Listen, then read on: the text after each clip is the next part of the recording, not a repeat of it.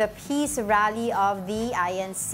The Iglesia ni Cristo is set to hold its nationwide peace rally today, January 13, to show support for President Bongbong Marcos' stance against impeaching Vice President Sara Duterte. For more updates, we have mobile journalist Marymon Reyes live from Quirino Grandstand. Hi Marymon, tell us what's happening there.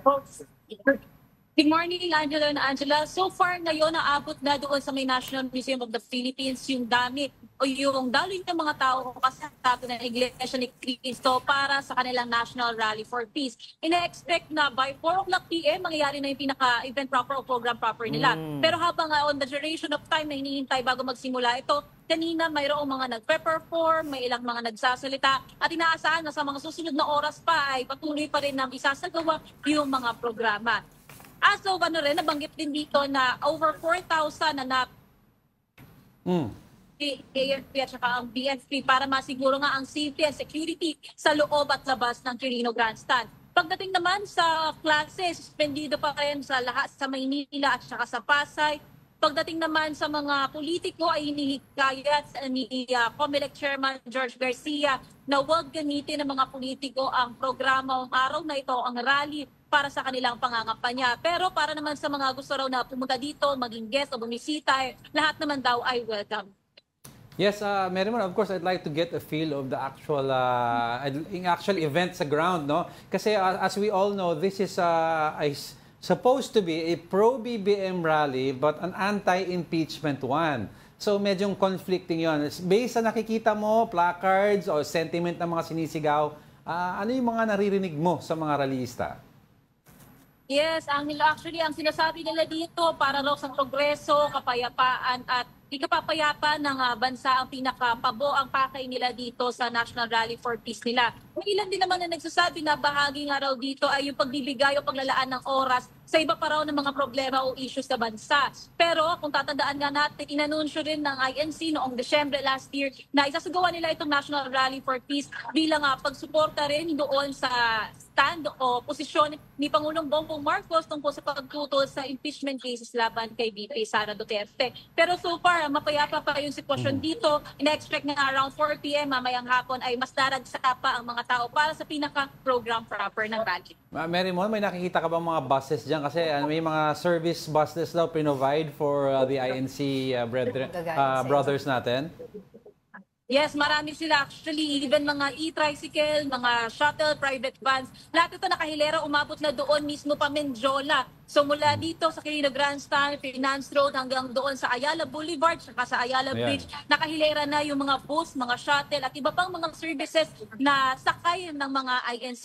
May ilan pa na mga habol dito, tina-expect pa nga na habang lumilipas sa mga oras ay mas darami pa ang dadalo dito. Kasi nung pumunta rin tayo dito kanina nga mag-aalas 7, alas 8 ng umaga, marami pa tayong nakakasabay na bus. At yung ilan dito ay may hinihintay pa raw na mga sasabay papunta. Kasi marami ring mga kalsada ang sarado dito sa kapaligid ng Quirino Grandstand. Katigbak and South Drive, sarado. Independence Road, Ross Boulevard, sarado. Bonifacio Drive, Burgos Avenue, Maria Orosa Street, Finance Road at Calao Avenue. Oo. Marymon, ito ba ay solely exclusive sa INC members o may mga nakausap ka dyan na ibang mga grupo din ng tao, ibang mga tao, kababayan natin dyan na gustong sumali din sa kanilang rally pero hindi sila miyembro? Possible ba Sakto, yan? Angela, ka-announce lang kanina nung pinaka-host o MC dito doon sa pinaka-stand small stage sa Quirino Grandstand na kahit hindi raw INC ay lahat welcome daw dito. Basta raw pare-pareho daw ang pakay na para sa kapayapaan na pakay ng National Rally for Peace ng Iglesia ni Cristo. So INC man daw hindi, lahat welcome dito. Pero as of now, may nakausap ka ba na nagpunta dyan na hindi miyembro ng INC?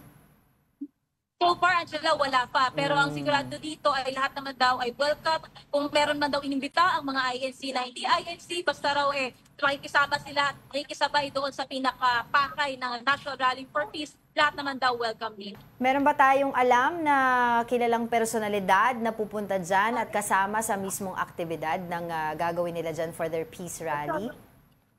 Ngayon, wala pa tayong nakikita na prominent faces, be it mga influencers, even mga politiko. So far, wala pa. Pero ang nasabi dito nung mga nakausap natin mula sa admin, kung magkakaroon man daw ng mga bisita, lahat welcome naman. Pero pinapaalala nga ng COMELEC na huwag gamitin ang pagkakataon na ito, ang programa na ito, para sa kanilang pangangampanya. Oo. So, 4 o'clock sabi mo, magsisimula yung activity officially. Pero mga anong oras nila planong mag-pack up naman? Ina-expect nila 4 p.m. to 6 p.m. yung pinakatakbo ng program proper nila. Pero dahil sa dami pa ng tao dito, posible pang ma-extend ang oras ng kanilang event. Alright, sige. Maraming salamat sa iyo. Mobile Journal, Mary Monreyes, live dyan sa Quirino Grandstand, kung saan nangyayari nga ngayon yung pagtitipon ng mga INC members para dun sa kanilang peace rally. Si Mary Mon, ano yan reyna ng mga crowd coverage. Oo, diba? Sa Traslasyon, chill lang siya dyan. Nandyan lang siya, chill. Ayan, so stay safe everyone sa peace Nakita rally ko yung natin. picture ng yung top shot ng picture Dami, ng mga tao. madami, Marami na siya. So as of 9 o'clock, 701,145. Iba-ibang estimates kasi nilalabas, but may isang estimate lumabas. One of the officials said they're expecting at least 1 million. Which is makes sense naman kasi malaking grupo naman Yeah, and I was asking also kung may kilalang mga personalidad, not just for the politicos, kasi we all know naman ang Iglesia, maraming miyembro na kilala yung mga personalidad, mga artista, diba? Iba mga broadcaster, iba I mga think influencers. this is, since it's a very controversial issue about impeachment, I think a lot of those who are in the limelight will try to avoid this and leave it to the people na lang Lalo to na mag-election enjoy. na kasi, no? Oo, mag-election na. Kahit I think celebrity or influencer, iiwas na mabash siya kung may papanigan siya na side. Oo, very contentious kasi yung issue na ito. But, stay safe everyone. Yeah, and then we have to remind the public also, ating mga kapatid, na take alternate routes kasi hanggang Ermita na nga ito Kaya Ermita medyo mahaba-haba na yung na-occupy nitong mga nagpi-peace rally na to dyan ng mga miyembro ng INC. So, hanap na lang po tayo ng alternatibong route. Ayun, sige. Okay.